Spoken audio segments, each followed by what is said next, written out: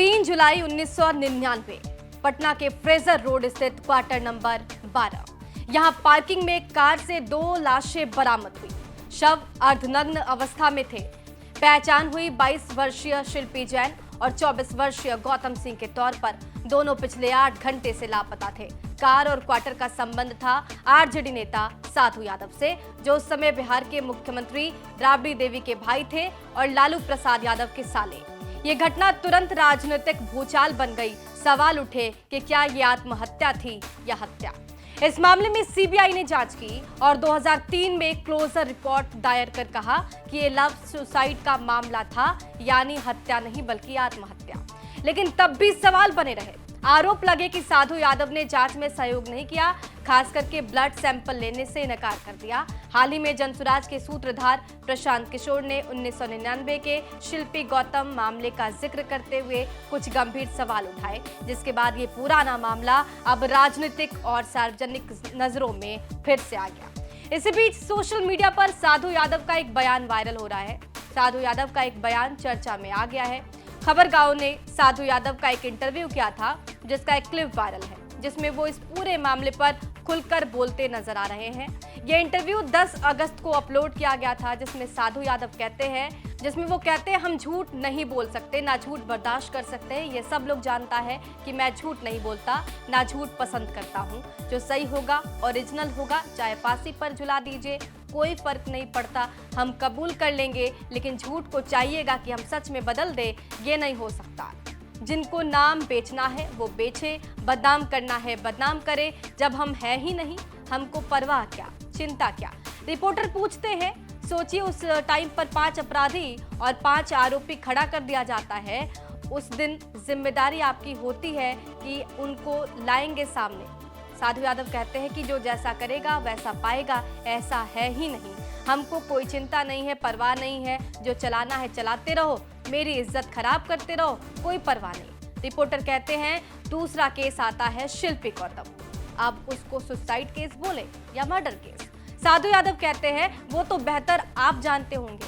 कौन आप डॉक्टर का नाम ले रहे थे, आपको मालूम होगा। आप समझ लीजिए कि क्या चलाना है, हमको कोई मतलब नहीं, हम पहले ही बता चुके हैं। रिपोर्टर कहते हैं मैं थोड़ा सा उस घटना के बारे में विस्तार से जानना चाहता हूँ। साधु यादव कहते हैं सीबीआई ने क्लीन चिट दे दी है, उसमें पहले परसेप्शन समझिए, उसमें क्या है, प्रोसेस क्या है। हम पर ना कोई एफआईआर है, उसमें कहीं एफआईआर नहीं है हम पर, ना किसी आदमी का। जिसका नाम होगा किसी पर भी तो एफआईआर होगा। सरकार ने नैरेटिव बनाया, लोगों ने कहा कि इसमें जांच सरकार से कराओ, सीबीआई से कराओ। सरकार ने सीबीआई को केस दे दिया। उस समय देश में वाजपेयी जी की सरकार थी, दिल्ली में गवर्नमेंट, बीजेपी। घटना के समय सीबीआई की जांच हुई, सीबीआई उनका था, सीबीआई ने जांच किया। एफआईआर नहीं है, सिर्फ जांच है। जांच में सीबीआई ने पाया ये लव का मामला है, इन दोनों का, आपस में सुसाइड किया। जांच गया अपना, उसका क्या क्या हुआ जांच में सामने आ गया निकलकर।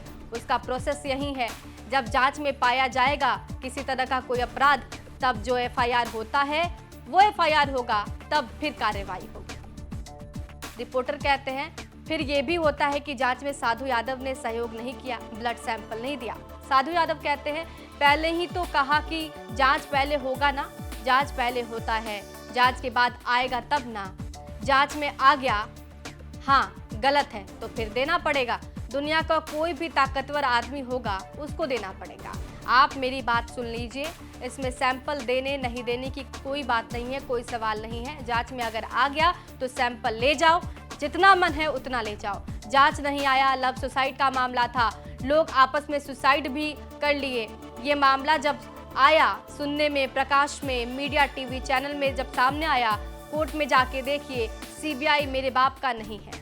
रिपोर्टर कहते हैं सीबीआई ने अपने क्लोजर रिपोर्ट में कहा है कि हमने कई बार साधु यादव को संपर्क करने की कोशिश की, हमने उनसे ब्लड सैंपल मांगा, लेकिन उन्होंने नहीं दिया। साधु यादव कहते हैं क्यों नहीं दिया, क्यों नहीं दिया, पूछिए सीबीआई से। सीबीआई से पूछिए क्या इस तरह का नैरेटिव था। अगर नैरेटिव था आप ले जाओ, बुलाइए सीबीआई को। बेकार की बकवास में हम नहीं आना चाहते हैं। केस क्लोज, 35 साल का हो गया है। 35 साल केस के बाद अब इस पर कोई अगर चलाएगा, हम सीधे मानहानि का मुकदमा ठोकेंगे। हम सीधे सीधे कह देते हैं, हम नहीं मानेंगे, आपको देना पड़ेगा, मेरी प्रतिष्ठा के साथ खिलवाड़ आप नहीं करें।